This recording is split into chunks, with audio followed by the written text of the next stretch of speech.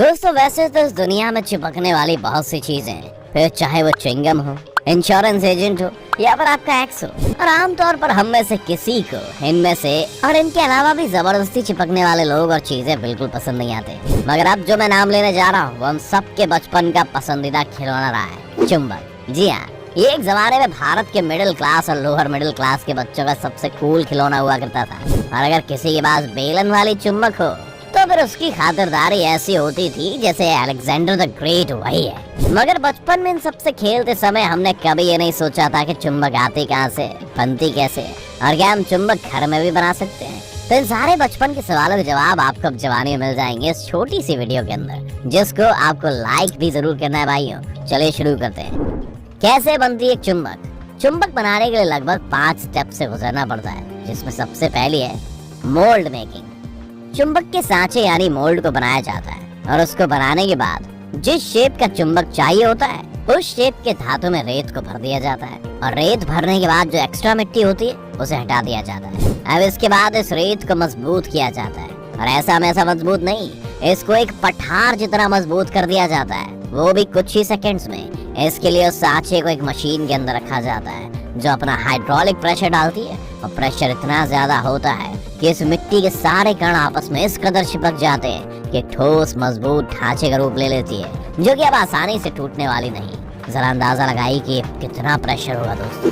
एक मिट्टी को उसने मजबूत ढांचा बना दिया। अगर अंदाजा नहीं लगा सकते तो कोई बात नहीं, हम बता देते हैं। इसके ऊपर लगने वाला दबाव लगभग 10,000 PSI से लेकर 15,000 PSI तक होता है। आपको बता दें कि जैसे लंबाई चौड़ाई नापने के लिए अलग अलग यूनिट्स होती हैं, वैसे ही PSI भी प्रेशर और दबाव को नापने की एक यूनिट है। और आप समझ ही गए होंगे कि 10,000 PSI बहुत ज्यादा प्रेशर है।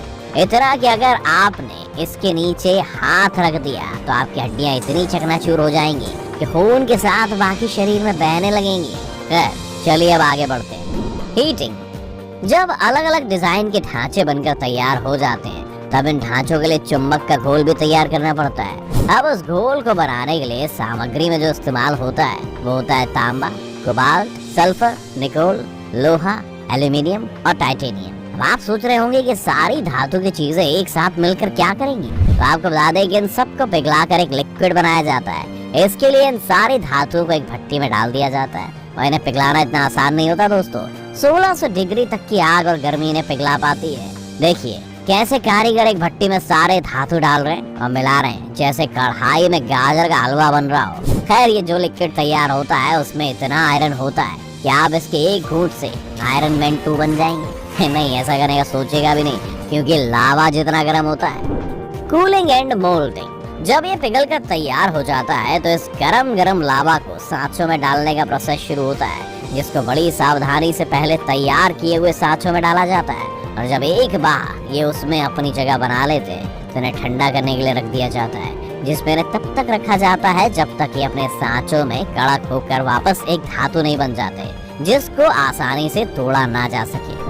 फिनिशिंग। जब ये ठंडे हो जाते हैं तो उसके बाद आप चुंबक को बनाने के बहुत करीब आ चुके हैं। अंतिम प्रक्रिया में उस मिट्टी वाले सांचे को, जिसको सबसे पहले बनाया गया था, उसको तोड़ कर हटा दिया जाता है। और देखिए कैसे कारीगर हथौड़े से सांचे को तोड़ रहे हैं। और क्योंकि अब इनके अंदर का वो लिक्विड एक अलग मजबूत धातु बन चुका है, जिसको इन हथौड़े से ज्यादा खास फर्क नहीं पड़ेगा। अतिरिक्त सामग्री को हटाने के बाद उसमें से चुंबक छांट कर अलग कर देते हैं। मगर रुकिए, अभी ये चुंबक पूरी तरह से बने नहीं है। ये तो बस एक मामूली धातु है जिससे अभी फिलहाल तक कुछ भी आकर्षित नहीं होगा। अभी तो इसमें क्वालिटी डाली जाएगी जिससे चुंबक बनेगी और फिर किसी लोहे से जा चिपकेगी, और उसके लिए इसको एक और प्रोसेस से गुजरना होगा।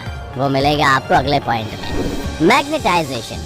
अब तक की सामग्री तो केवल पिघले हुए धातु का एक टुकड़ा है। इसे एक चुंबक में बदलने के लिए आपको एक मशीन के ऊपर रखा जाता है। वो मशीन इसमें इलेक्ट्रोमैग्नेटिक चार्ज ट्रांसफर करने के लिए होती है। मशीन पर चुंबक रखकर नॉर्थ और साउथ पोल की तरफ से करंट भेजा जाता है, जिससे ये छोटा सा धातु एक चुंबक में बदल जाता है, और अब ये आपके खेलने के लिए तैयार है। इतने सारे प्रोसेस के बाद अब इसमें मैग्नेटिज्म आ चुका है और ये किसी भी लोहे को अपनी ओर आकर्षित कर सकती है। देख लीजिए दोस्तों, कितनी मेहनत करनी पड़ती है किसी को आकर्षित करने के लिए, और हम 1-2 बार ट्राई करने के बाद ही सोचते हैं कि वो भाव क्यों नहीं दे रही। चलिए ये तो हो गई बड़े कारखानों में चुंबक बनाने की बात, मगर कैसा रहे कि आप अपने घर में ही चुंबक यानी इलेक्ट्रोमैग्नेटिक फील्ड बना सके। जानना चाहते हो तो एक बार वीडियो को लाइक कर दीजिए। फिर शुरू करते हैं हम घर में चुंबक बनाने की प्रक्रिया।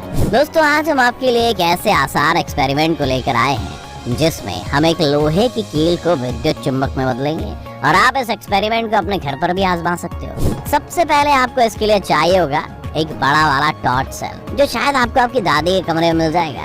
एक लोहे की 3 इंच की कील जो आप कैलेंडर उतार कर ला सकते हो। तांबे का तार जिस पर कपड़ा चढ़ा हुआ हो, इसका जुगाड़ आप खुद कर लीजिए। स्टेपलर पिन को अपने ऑफिस ड्रॉयर से निकाल लीजिए और आल पिन जो जरूर उसी ड्रॉयर में होगी। इस सामग्री को इकट्ठा करने के बाद आपको ये 5 स्टेप्स फॉलो करने बस। स्टेप 1, इस एक्सपेरिमेंट के लिए हमें सबसे पहले एक लोहे की कील लेनी है जो कि करीब 3 इंच की होनी चाहिए और उस पर किसी मेटल की तार को कुंडली बनाकर चढ़ाना है। ध्यान रहे कि तार पर कपड़ा जरूर चढ़ा हुआ हो। स्टेप 2, उसके बाद आप तार के सिरों से थोड़ा थोड़ा कपड़ा उतार दें ताकि उनके जरिए तारों में करंट दौड़ाया जा सके।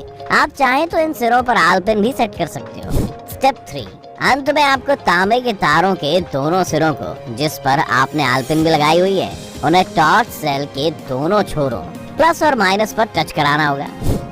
स्टेप 4, बस इस तरह कील में तांबे के तार के जरिए विद्युत यानी करंट दौड़ने लगेगी और वो एक चुंबक की तरह काम करने लगेगी और बन जाएगी इलेक्ट्रोमैग्नेट। अब आपको करना ये है कि आप कुछ स्टेपलर की पिन को लें और उन्हें विद्युत चुंबक के पास लेकर आए। आप देखोगे कि विद्युत चुंबक वाली कील स्टेपलर पिन को अपनी तरफ खींच लेगी और यकीन मानिए फिर आप खुद को साइंटिस्ट से कम नहीं समझेंगे। अगर आप ये ट्राई करने वाले हैं तो हमें कमेंट करके जरूर बताइए। अगर कभी आप